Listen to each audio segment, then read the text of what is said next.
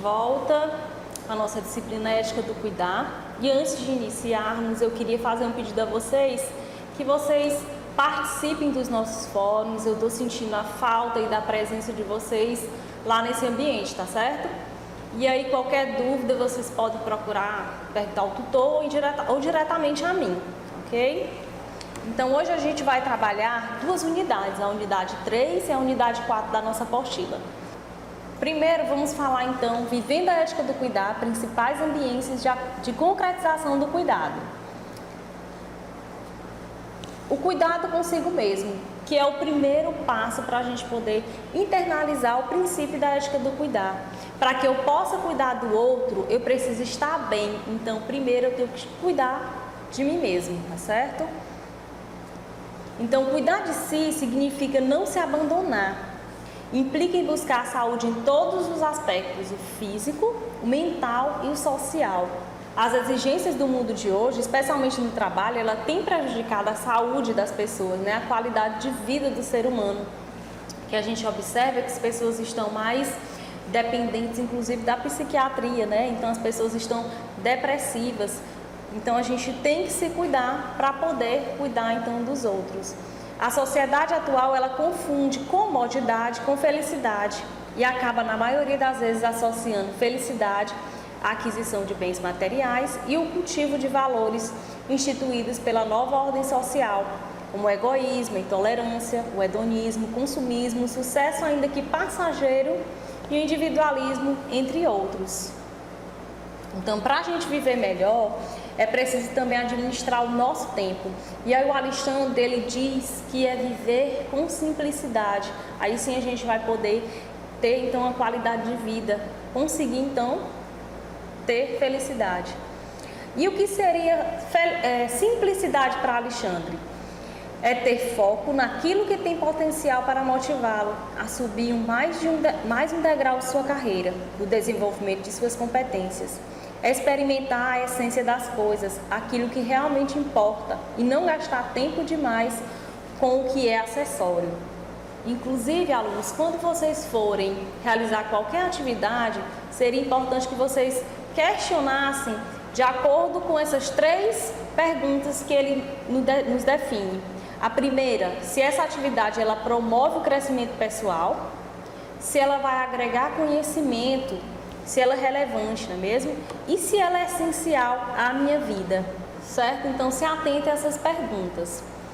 Então, cuidar da mente também é essencial. Como eu já falei, né? Hoje a sociedade, ela tá doente, infelizmente. Augusto Cury, inclusive, fala que se nós não temos uma boa educação, nós vamos ter um maior número de psiquiatras, né? Então, a gente está adoecendo e é o que a gente percebe, as pessoas elas estão mais depressivas, então a gente tem que procurar cuidar da nossa mente, que é zelar para uma boa saúde mental, que é importante para o nosso equilíbrio emocional. A outra ambiência da concretização dessa ética do cuidar é o cuidado com o outro, e o outro, ele é o reflexo do eu, né? Então, é a empatia.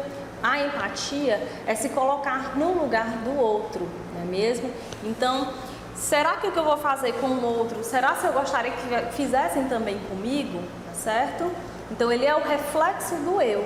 O respeito, ele vai ser essencial para a harmonia dessas nossas relações. O respeito e a tolerância são valores que devem constituir o alicerce das relações entre as pessoas. Chalita, ele vai inclusive afirmar que o conceito de respeito está intimamente ligado às ações que levam à prática do bem coletivo e favorece a manutenção da paz, da união e da boa vontade entre os povos. A noção de respeito, pessoal, ela também varia de acordo com a sociedade. Vou dar um exemplo. Em algumas culturas árabes, após, por exemplo, uma refeição, o arroto ele é visto como algo bom, né, em que a pessoa se satisfez, que está feliz com aquele alimento. Enquanto para nós, é visto inclusive como uma falta de educação, né?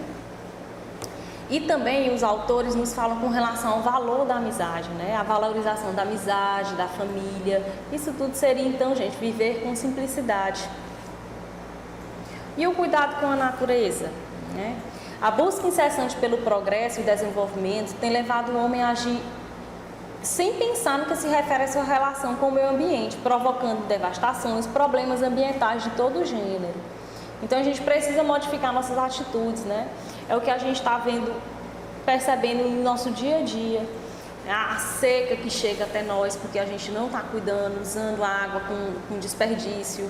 São as catástrofes naturais que acontecem em toda parte do mundo porque a gente não está cuidando do nosso lar, que é a terra.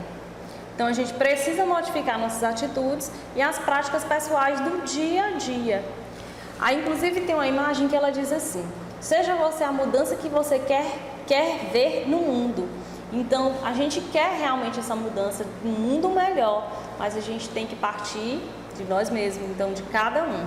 O outro ponto que a gente vai discutir é com relação aos símbolos do cuidado, que são exemplos, né, de personagens que marcaram a humanidade através da ética do cuidar. O primeiro exemplo que a gente vê na nossa apostila é o Jesus, que é o mestre do cuidado, que ele é o maior exemplo de dedicação ao próximo que a história da humanidade tem, e que por meio de suas atitudes e ensinamentos disseminou o ato de cuidar. Um outro exemplo, eles nos trazem a Madre Teresa de Calcutá.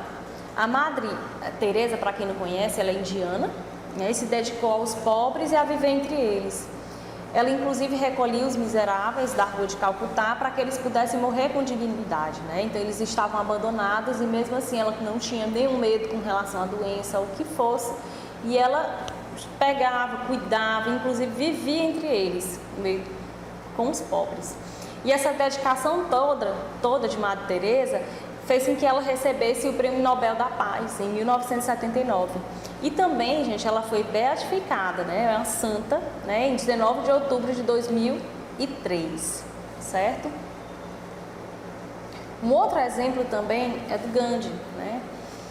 Gandhi também era indiano, tá? Ele teve uma infância sem preocupações, né? Diferente, era de uma família até rica, diferente das outras crianças indianas, que a maioria lá, a situação de pobreza é muito grande. E ele formou-se, inclusive, em Direito, atuando na África do Sul, que é um local, inclusive, que existia muita discriminação racial no período em que ele estava lá, o que fez despertar no Gandhi uma consciência social, né? Ele definia a política como um gesto amoroso para com o povo. E ele fez, gente, ele guiou, ele liderou o seu país rumo à libertação da dominação britânica. Propôs um movimento com base na verdade e no amor, seguindo o princípio da não violência, criando inclusive um meio alternativo de soluções de conflitos políticos, que era através do diálogo, não da guerra ou de brigas. E para a gente encerrar, eu trouxe aí para vocês uma frase inclusive dele, em que ele diz que sempre houve o suficiente no mundo para todas as necessidades humanas, mas parece nunca haver o suficiente para atender a cobiça humana. Então eu espero que vocês tenham entendido o objetivo dessa disciplina, né? Que é algo que tem que ser internalizado, tá certo? É algo individualizado também, individualizado e coletivo, mas tem que partir primeiro de você, de cada um, tá bom? Pois obrigada e um bom estudo.